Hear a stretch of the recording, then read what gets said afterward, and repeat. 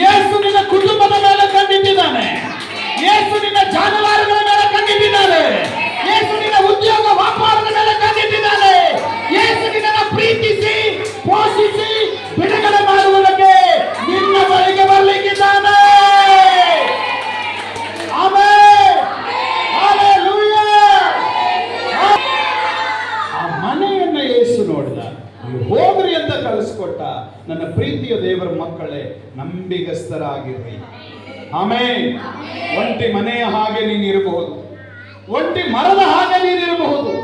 ಒಬ್ಬಂಟಿಗರಾಗಿ ಯಾರ ಪ್ರೀತಿ ಇಲ್ಲದೆ, ಯಾರ ಸಹಾಯ ಇಲ್ಲದೆ ನೀವು ಕಣ್ಣೀರಿಡ್ತಾ ಇರಬಹುದು. ಆದ್ರೆ ಯೇಸು ನಿನ್ನ ಕುಟುಂಬದ ಮೇಲೆ ಕಣ್ಣಿಟ್ಟಿದ್ರೆ ಮುಗೀತದೆ. ಆಮೆನ್. ನಿನಗೆ ಬರುವ ಆಶೀರ್ವಾದ ಬಂದೇ ಬರ್ತದೆ. ನಿನ್ನ ಕುಟುಂಬಕ್ಕೆ ಬರಬೇಕಾದ ಬಿಡುಗಡೆ ಬರ್ತದೆ. ಆಮೆನ್. ಯಾರಿಂದ? ರಾಜಾದಿ ರಾಜನಿಂದಲೇ ಬರ್ತದೆ. ಹಲ್ಲೆಲೂಯಾ. ಮನುಷ್ಯರ ಸಹಾಯ ವ್ಯರ್ಥ, ಮನುಷ್ಯರ ಮೇಲೆ ಭರವಸೆ ಇಡುವುದು ವ್ಯರ್ಥ, ಮನುಷ್ಯರನ್ನ ಪ್ರೀತಿಯಿಂದ ಅಪ್ಪಿಕೊಳ್ಳುವುದು ವ್ಯರ್ಥ.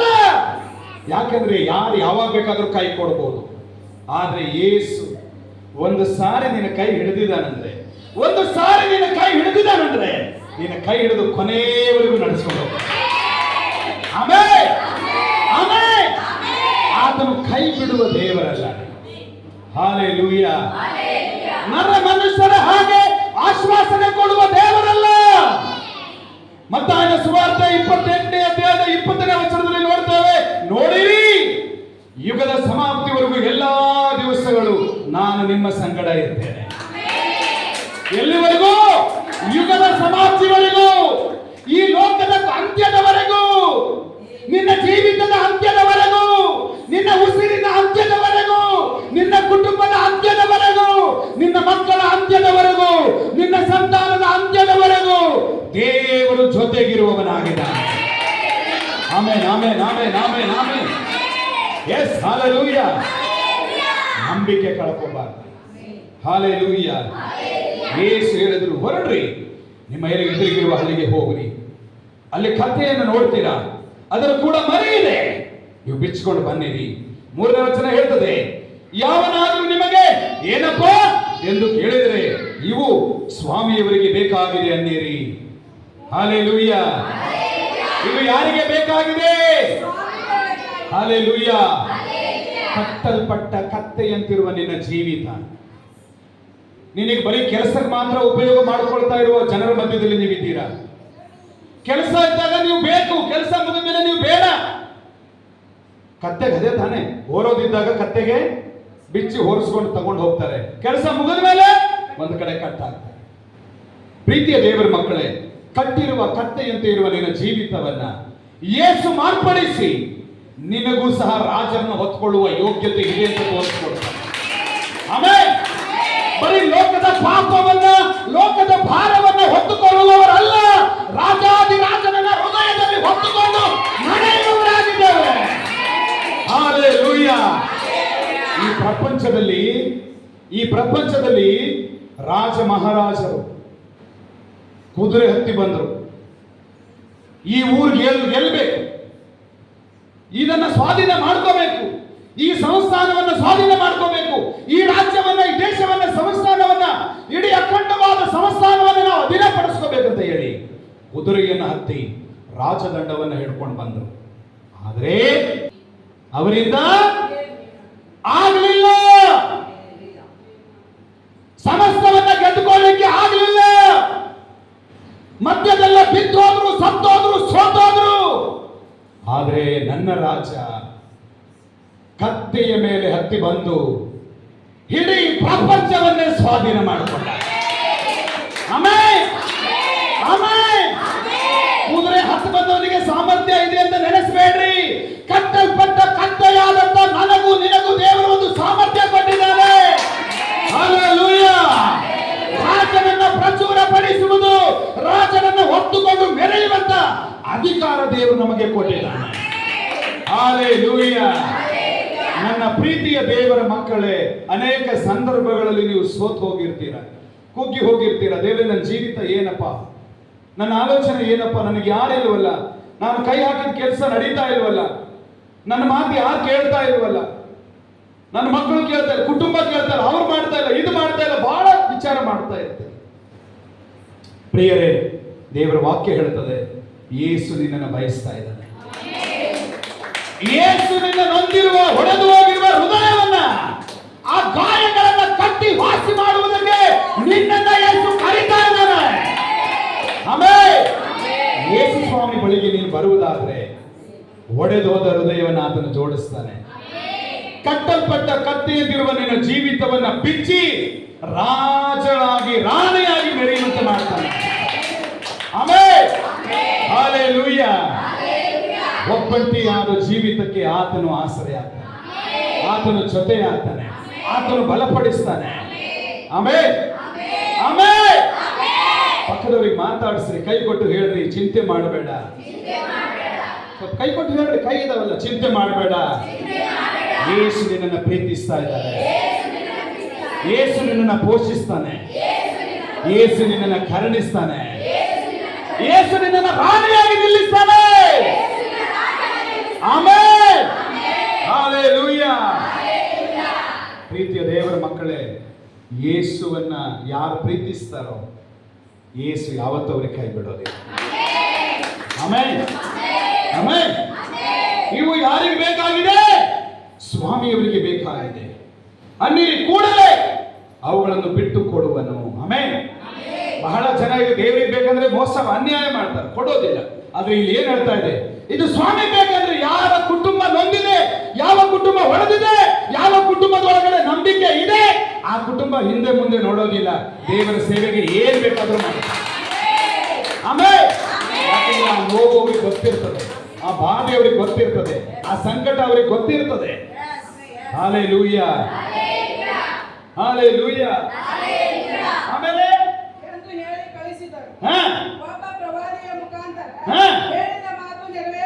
ಒಬ್ಬ ಪ್ರವಾದಿ ಮೂಲಕ ಹೇಳಿದ ಮಾತು ನೆರವೇರುವಂತೆ.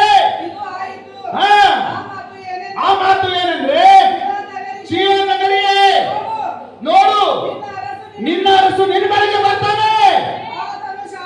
ಆತನು ಶಾಂತ ಗುಣವುಳ್ಳವನಾಗಿಯೋ, ಕತ್ತೆಯನ್ನು, ಹೌದು ಪ್ರಾಯದ ಕತ್ತೆ ಮರೆಯನ್ನು ಹತ್ತಿದವನಾಗಿಯೂ ಬರುತ್ತಾನೆ ಎಂದು ಹೇಳಿರಿ ಅಂದನು. ಹಲ್ಲೆಲೂಯಾ.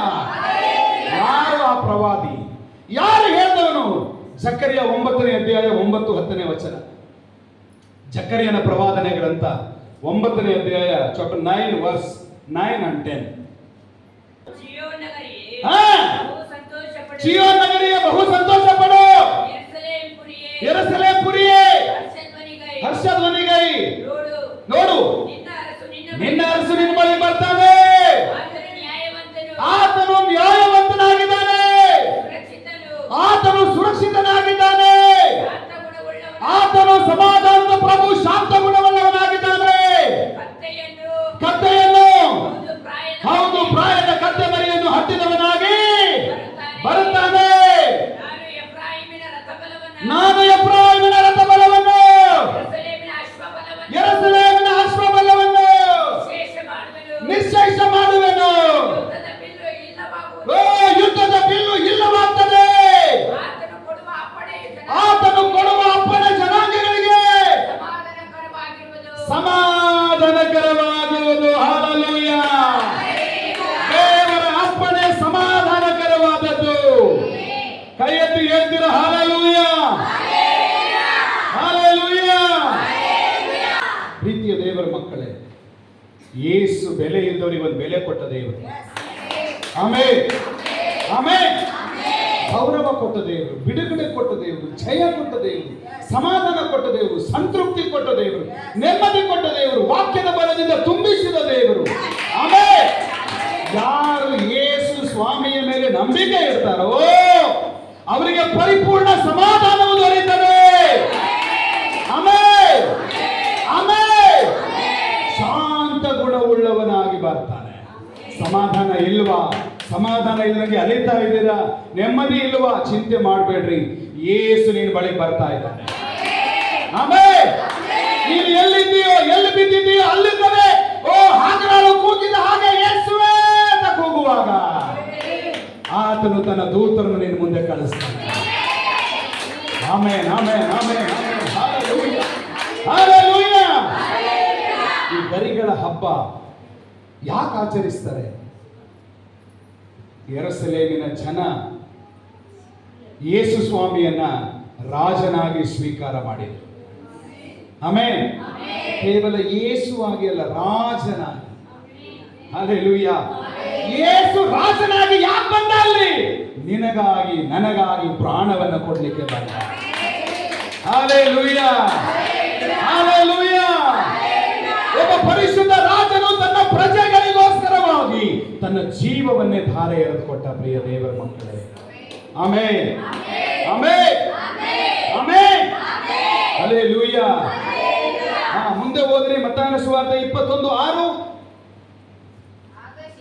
ಆಗ ಶಿಷ್ಯರು ಹೋಗಿ ಯೇಸು ತಮಗೆ ಅಪ್ಪಣೆ ಕೊಟ್ಟಂತೆಯೇ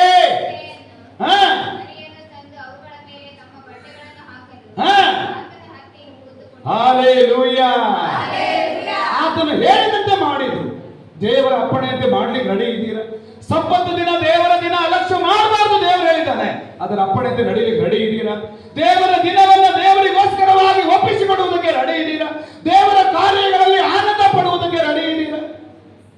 ಪ್ರೀತಿಯ ದೇವರ ಮಕ್ಕಳೇ, ನಿಮ್ಮ ಹೃದಯದ ಒಳಗಡೆ ತೀರ್ಮಾನ ಮಾಡಿ. Hallelujah hallelujah.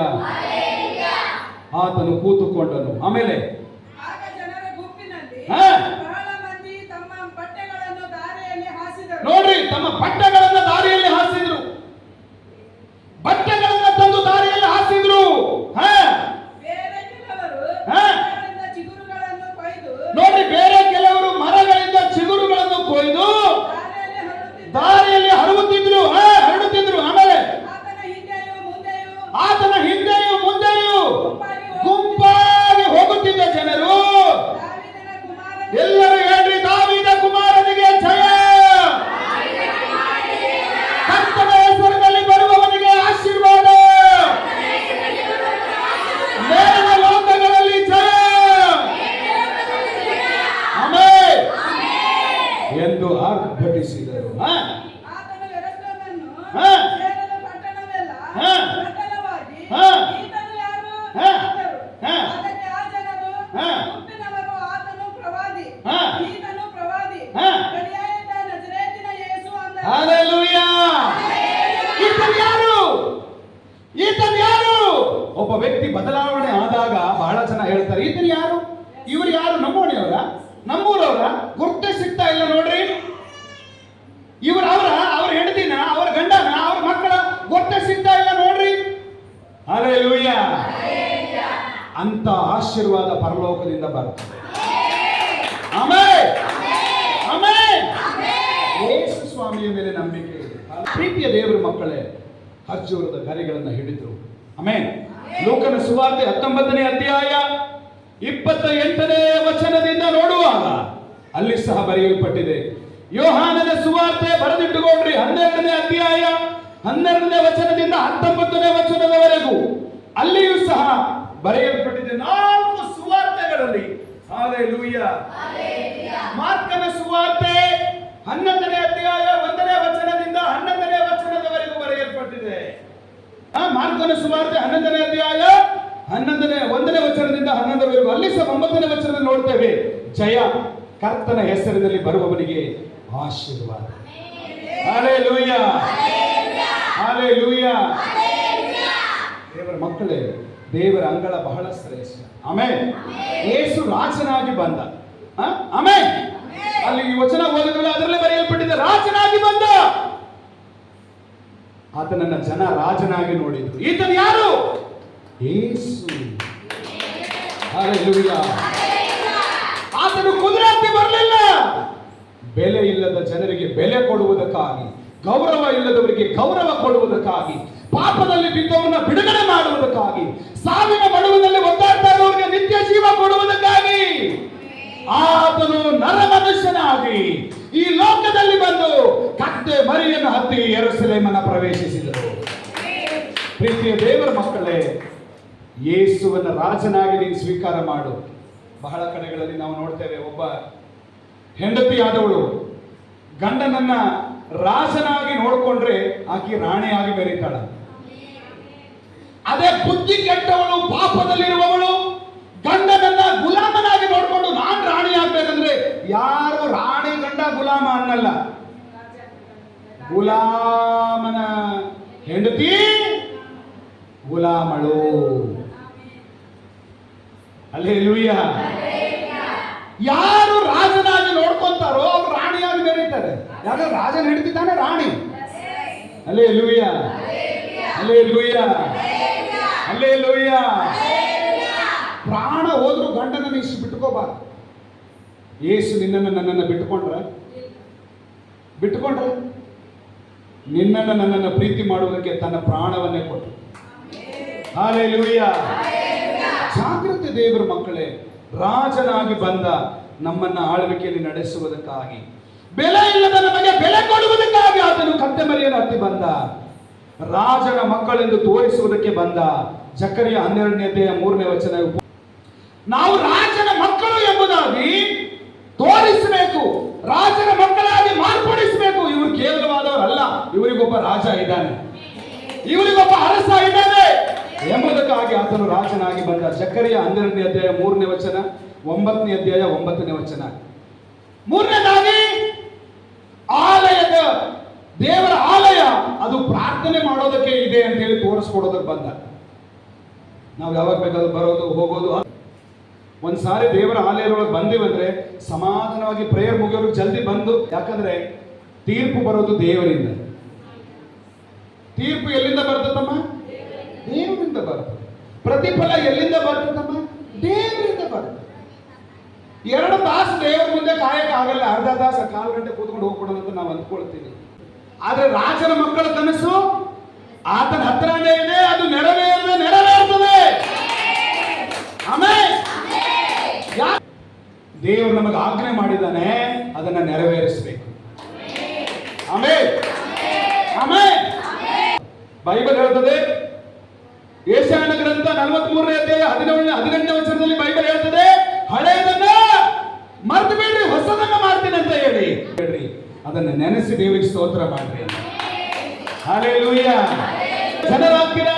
ಜಾಗ್ರತೆ. ಕುಟುಂಬವನ್ನ ಚೆನ್ನಾಗಿ ನೋಡ್ಕೋರಿ, ಕುಟುಂಬಕ್ಕಾಗಿ ಪ್ರಾರ್ಥನೆ ಮಾಡ್ರಿ, ಕುಟುಂಬಕ್ಕಾಗಿ ದೇವರ ಮುಂದುಗಡೆ ಗೋಳಾಡ್ರಿ. ಬರೀ ಹಣ ಹಣ ಹಣ, ಬರೀ ದುಡಿಮೆ ದುಡಿಮೆ ದುಡಿಮೆ, ಬರೀ ರೊಕ್ಕ ರೊಕ್ಕ ರೊಕ್ಕ. ಎಷ್ಟು ದಿನ ಅಂತ ರೊಕ್ಕಕ್ಕಾಗಿ ಸಾಯ್ತೀರಿ? ಒಂದಿನ ಬೀದಿ ಹೆಣವಾಗಿ ಹೋಗ್ಬಿಡ್ತೀರಿ. ಬಿಟ್ಟು ಬಿಡ್ರಿ ಅದನ್ನ. ದೇವರು ದೇವರು ದೇವರು ಅಂದ್ರೆ ನಿಮಗೆ ಬರಬೇಕ ಉದ್ಯೋಗ, ವ್ಯಾಪಾರ ಎಲ್ಲವನ್ನ ದೇವರು ಅಭಿವೃದ್ಧಿ ಮಾಡಿ ಆಶೀರ್ವಾದ ಮಾಡಿ ನಡೆಸ್ತಾರೆ.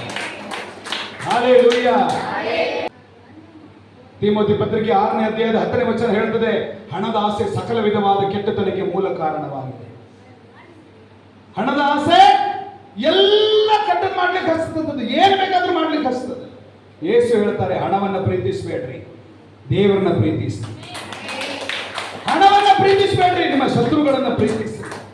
ಹಣ ಕೊಡು ದೇವರೇ ಅಂತ ಪ್ರಾರ್ಥನೆ ಮಾಡಬೇಡ್ರಿ, ನಿಮ್ಮ ಶತ್ರುಗಳು ರಕ್ಷಣೆ ಬರಲಿ ಅಂತ ಪ್ರಾರ್ಥನೆ ಮಾಡ್ರಿ. ಹಲ್ಲೆಲೂಯಾ. ಹಣ ನಿಮ್ಮನ್ನ ಪರಲೋಕಕ್ಕೆ ತಗೊಂಡೋಗಲ್ಲ. ದೇವರೇ ಇವತ್ತು 10,000 ಕಾಣಿಕೆ ಹಾಕ್ಬಿಟ್ಟಿದ್ದೀನಿ, ನನಗೆ ಪರಲೋಕ ಕೊಡು. ಖಂಡಿತ ಪರಲೋಕ ಕೊಡಲ್ಲ. ಯಾಕಂದ್ರೆ ನನ್ನ ದೇವರು ಲಂಚ ತಗೊಳ್ಳೋನಲ್ಲ. ಬೈಬಲ್ ಹೇಳ್ತದೆ, ಜ್ಞಾನೋಕ್ತಿ 16ನೇ ಅಧ್ಯಾಯದಲ್ಲಿ, ಲಂಚ ಕೊಡುವವನಿಗೆ ಕೊಳ್ಳುವವನಿಗೆ ಚಿಂತಾಮಣಿ. ಹಲ್ಲೆಲೂಯಾ. ಮೊದಲು ದೇವರಿಗೆ ಹೃದಯ ಕೊಡಲಾರದವರ ಕಾಣಿಕೆ ದೇವರು ಸ್ವೀಕಾರ ಮಾಡ್ತಾರೆ, ದೇವರು ತಗೊಂಡು ಹೋಗ್ಬಿಡ್ತಾರ. ಅಲ್ಲಿ ಬಂದು ದೇವ ಕಾಣಿಕೆ ಡಬ್ಬಿ ನನಗೆ ಕೊಡುವಂತ ಹೊತ್ಕೊಂಡು ಹೋಗ್ತಾರೆ. ಏನಲ್ಲಿ ಈ ಜನರಿಗೆ ಬುದ್ಧಿ ಎಲ್ಲಿಂದ ಬರ್ತದೆ? ಎಲ್ಲೆಲ್ಲ ಹೋಗ್ತಾರೆ, ಕಾಣಿಕೆ ಹಾಕಿ ಬರ್ತಾರೆ, ಎಲ್ಲೆಲ್ಲ ಹೋಗ್ತಾರೆ, ಹಾಕಿ ಬರ್ತಾರೆ. ಬುದ್ಧಿ ಇಲ್ವಾ ಇವರಿಗೆ? ದೇವರು ತಗೊಂತಾರೆ. ಅದನ್ನ ಹೇಳಿ ನೋಡೋಣ. ನಿಮಗೆ ಪ್ರಶ್ನೆ, ನನ್ನ ಪ್ರಶ್ನೆ. ನಾನು ಬಹಳ ಸರಿ ನಿಮಗೆ ತಿಳಿಸಿ ಹೇಳಿದ್ದೇನೆ ವಿಷಯಗಳು. ಹಲ್ಲೆಲೂಯಾ. ನಾವು ಕರ್ತನು ಏನು ಮಾಡಿದ್ದಾನೆ? ನೀ ನನಗೆ ಕೊಡು, ಬಡವರಿಗೆ ಕೊಡೋನು ನನಗೆ ಸಾಲ ಕೊಟ್ಟಂಗೆ ಅಂತ ದೇವರು ಹೇಳಿದ್ದಾನೆ. ಬಡವರಿಗೆ ದಯ ತೋರಿಸುವನು, ಬಡವರಿಗೆ ಕೊಡುವವನು ನನಗೆ ಕೊಟ್ಟ ಹಾಗೆ, ಸಾಲ ಕೊಟ್ಟ ಹಾಗೆ ನಾನು ಬಡ್ಡಿ ಸಮೇತ ಕೊಡ್ತೀನಿ ಅಂತ ದೇವರು. ಇವತ್ತು ನಾವು ಏನು ಕೊಡ್ತಾ ಇದ್ದೇವೋ ಯಾರಿಗೋ ಮುಟ್ತಾ ಇದೆ, ಅದು ಯಾವುದೋ ಒಂದು ರೀತಿಯಲ್ಲಿ ನಡೀತಾ ಇದೆ. ಯಾರಿಗೋ ಕೈಲಿ ಹೋಗುವಾಗ ಅವ್ರು ಹೇಳ್ತಾರೆ, ದೇವ್ರೇ ಈ ಊಟ ನೀನು ಕೊಟ್ಟ ದೇವ್ರೇ ಸ್ತೋತ್ರ ಅಂದ್ರೆ ನೀವು ನಾವು ಅವರ ದೃಷ್ಟಿಗೆ ಏನಾಗಿದ್ದೇವೆ? ಅವರು ದೇವರು ನೋಡಿಲ್ಲ, ಆದ್ರೆ ಅವ್ರು ಹೇಳ್ತಾರೆ, ದೇವ್ರೇ ನೀನು ಕೊಟ್ಟೆ, ಅಂದ್ರೆ ನಿನಗೂ ಗೊತ್ತಿಲ್ಲ, ನನಗೂ ಗೊತ್ತಿಲ್ಲ, ಚಿಕ್ಕ ಚಿಕ್ಕ ಮಕ್ಕಳು ಅವ್ರ ಪಾಲಿಗೆ ದೇವರಾಗ್ಬಿಟ್ಟಿದ್ದಾರೆ. ಹಲ್ಲೆಲೂಯಾ. ಅದಕ್ಕೆ ದೇವರ ಶಕ್ತಿಗೆ ಮೀರಿ ಕೊಡ್ರಿ. ಬರೀ ನಾನು ನಂದು ನಂದು ಅಂತ ಎಲ್ಲಿವರೆಗೂ ಪಡ್ಕೊಂಡು ಸಾಯ್ತೀವಿ. ಎಷ್ಟೋ ಜನರಿಗೆ ಮನೆ ಇಲ್ಲ, ಓ ನನಗೆ ಮನೆ ಕೊಟ್ಟಿದ್ದಾರೆ. ಎಷ್ಟೋ ಜನರಿಗೆ ಹೊಲ ಇಲ್ಲ, ಓ ನನಗೆ ಹೊಲ ಕೊಟ್ಟಿದ್ದಾರೆ. ಎಷ್ಟೋ ಜನರಿಗೆ ನೌಕರಿ ಇಲ್ಲ, ಓ ನನಗೆ ನೌಕರಿ ಕೊಟ್ಟಿದ್ದಾರೆ. ಮೆರಿಬೇಡ್ರಿ. ದೇವರು ಕೊಟ್ಟ ದೇವರಿಗೆ ಕೆಡವೋದು ಗೊತ್ತೈತೆ. ಅನಾಥ ಮಕ್ಕಳು ಅಳ್ತಾ ಇದ್ದಾರೆ, ಗೋಳಾಡ್ತಾ ಇದ್ದಾರೆ, ಊಟ ಇಲ್ಲ, ಹಿಂಗಂತ ಇದ್ದಾರೆ. ಊಟ ಇಲ್ಲ, ಅವ್ರಿಗೆ ಹೋಗಿ ನೋಡ್ರಿ ಸ್ವಲ್ಪ. ನಿಮಗೆ ಅದೆಲ್ಲ ಗೊತ್ತಿಲ್ಲ. ದುಡಿಬೇಕು ದುಡಿಬೇಕು, ಹಣ ಹಣ ಹಣ ಹಣ ಹೋಗ್ತಾ ಇದ್ದೀನಿ. ಒಂದಿನ ಬರ್ತದೆ, ಅದೇನು ಬಹಳ ದೂರ ಇಲ್ಲ. ಬುಡಕ್ ಬಂದಿರೋ ತಲೆ ಬರೋದೇನು ಬಹಳ ದೂರ ಅಲ್ಲ. ಅರ್ಥ ಇಲ್ಲ. ಗರ್ವ ಅನ್ನೋದು ಬರಬಾರ್ದು, ಅಹಂಕಾರ ಅನ್ನೋದು ಬರಬಾರ್ದು. ಯೇಸುವಿಗೆ ಅಹಂಕಾರ ಬರಲಿಲ್ಲ, ಗರ್ವ ಬರಲಿಲ್ಲ. ಬಿದ್ದವರನ್ನ ಎತ್ತಿದ್ರು, ಅಹಂಕಾರಿಗಳನ್ನ ಬದಲಾವಣೆ ಮಾಡಿದ್ರು, ಶತ್ರುಗಳನ್ನ ಮಾರ್ಪಡಿಸಿದ್ರು. ಗತಿಗೆಟ್ಟವರನ್ನ ದೇವರು ಜನ ಗತಿಗೆಟ್ಟರು ಅಂದ್ರು. ಯೇಸು ಸ್ವಾಮಿ ಅವರನ್ನು ಕರೆದು, ನೀ ನನ್ನ ಮಗಳು, ನನ್ನ ಮಗ ಅಂತ. ಹಲ್ಲೆಲೂಯಾ. ವಿಧವೆ ತಾಯಿದ್ರು ಮನೆ ಒಳಗೆ ಇರಬೇಕು, ಯಾರಿಗೂ ಮುಖ ತೋರಿಸಬಾರ್ದು ಅಂತಂದ್ರು. ಆದ್ರೆ ದೇವರು, ನನ್ನ ಮಗಳು, ನಾನು ನಿನಗೆ ಪತ್ತೆಯಾಗುತ್ತೆ, ಬಾರವ. ದೇವರು ಬೆಳಕಿಗೆ ತಂದ. ಪ್ರತಿಯೊಬ್ಬರಿಗೂ ಸ್ವಾತಂತ್ರ್ಯ ಕೊಟ್ಟ, ಪ್ರತಿಯೊಬ್ಬರಿಗೂ ಬಿಡುಗಡೆ ಕೊಟ್ಟ, ಪ್ರತಿಯೊಬ್ಬರಿಗೂ ಜಯ ಕೊಟ್ಟಾರೆ. ಆಮೇಲೆ ಇವತ್ತು ನೀವು ಅರ್ಥ ಮಾಡ್ಕೋರಿ, ನಿಮ್ಮ ಜೀವಿತದಲ್ಲಿ ಯೇಸುಗೆ ಮೊದಲು ಸ್ಥಾನಮಾನ ಕೊಡ್ರಿ. ಆಮೇಲೆ ದೇವರಿಗೆ ಮೊದಲು ಸ್ಥಾನಮಾನ ಕೊಡ್ರಿ. ಅವಾಗ ನಿಮ್ಮೊಳಗೆ ಅಹಂಕಾರ ಬರಲ್ಲ, ಬಾಯಾಗ ಬೇಡವಾದದ್ದು ಬರಲ್ಲ, ಕಿವಿಯಾಗ ಬೇಡವಾದದ್ದು ಕೇಳಲ್ಲ. ಸುಳ್ಳು ಸುಳ್ಳು ಸುಳ್ಳು ಸುಳ್ಳು 100 ಸಾರಿ ನಾನು ಹೇಳಿದ್ದೀನಿ, ಸುಳ್ಳು ನಮ್ಮ ಮುಂದೆ ಮಾತಾಡಬೇಡ್ರಿ. ಸುಳ್ಳು ಸುಳ್ಳು ಸುಳ್ಳು ನಾನಲ್ಲ ಪ್ರತಿಫಲ ಕೊಡೋನು, ದೇವರು. ಬೈಬಲ್ ಹೇಳ್ತದೆ, ಸುಳ್ಳು ಹೇಳುವವನು ಹಾಳಾಗಿ ಹೋಗ್ತಾನೆ, ಸುಳ್ಳು ಹೇಳುವವನು ನಾಶವಾಗಿ ಹೋಗ್ತಾನೆ, ಸುಳ್ಳು ಹೇಳುವವನು ಶಾಪಗ್ರಸ್ತನಾಗ್ತಾನೆ. ನಾನು ಹೇಳಿದ್ನ? ಯೇಸು ಹೇಳಿಟ್ಟಿದ್ದಾರೆ. ಶಾಪವಾಗಿರುವ ಜನರಿಗೆ ಬಿಡುಗಡೆ ಮಾಡಿದ್ರು ಯೇಸುವಲ್ಲಿ ಹೋಗಿ. ನಿನ್ನನ್ನ ನನ್ನನ್ನು ಯೇಸು ಬಿಡುಗಡೆ ಕೊಡೋದಕ್ಕೆ ಬಂದಿದ್ದಾರೆ. ಆಮೇಲೆ ಹಲ್ಲೆಲೂಯಾ. ದೇವರ ಮಕ್ಕಳಾಗಿದ್ದೀರಾ, ಇದನ್ನ ನೆನಪಿಗೆ ತಂದುಕೊಡ್ರಿ. ದೇವರ ಆಲಯ, ಪ್ರಾರ್ಥನಾ ಆಲಯ ಅಂತ ತಿಳಿಸೋದಕ್ಕೆ ಯೇಸು ಬಂದರು. ಮಾರ್ಕನ ಸುವಾರ್ತೆ 11ನೇ ಅಧ್ಯಾಯ 17ನೇ ವಚನ, ಲೂಕನ ಸುವಾರ್ತೆ 19ನೇ ಅಧ್ಯಾಯ 45-46ನೇ ವಚನ. ಮಾರ್ಕ 11:17, ಮಾರ್ಕನ ಸುವಾರ್ತೆ 11:17. ಮತ್ತು ಆತನು ಉಪದೇಶ ಮಾಡಿ, ನನ್ನ ಆಲಯವು ಎಲ್ಲಾ ಜನಾಂಗಗಳಿಗೂ ಪ್ರಾರ್ಥನಾಲಯವೆನ್ನಿಸಿಕೊಳ್ಳುವುದು ಎಂದು ಬರೆದದೆಯಲ್ಲ, ಆದರೆ ನೀವು ಅದನ್ನು ಕಳ್ಳರ ಗವಿ ಮಾಡಿದ್ದೀರಿ. ಹಲ್ಲೆಲೂಯಾ.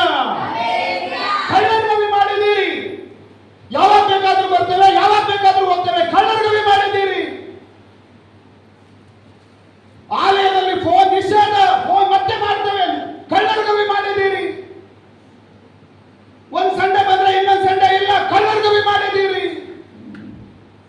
ನನ್ನ ಪ್ರೀತಿಯ ದೇವರ ಮಕ್ಕಳೇ, ದೇವರ ಜನರಿಗೆ ಒಂದು ಶಿಸ್ತಿದೆ, ಸಂಯಮ ಇದೆ, ಪ್ರೀತಿ ಇದೆ, ಪರಿಶುದ್ಧತೆ ಇದೆ. ಯೇಸು ಕಲಿಸ್ಕೊಟ್ಟಿದ್ದಾರೆ. ಆಮೇಲೆ ಆ ಟೈಮ್ ಫಾಲೋ ಮಾಡಬೇಕು. ಹಲ್ಲೆಲೂಯಾ.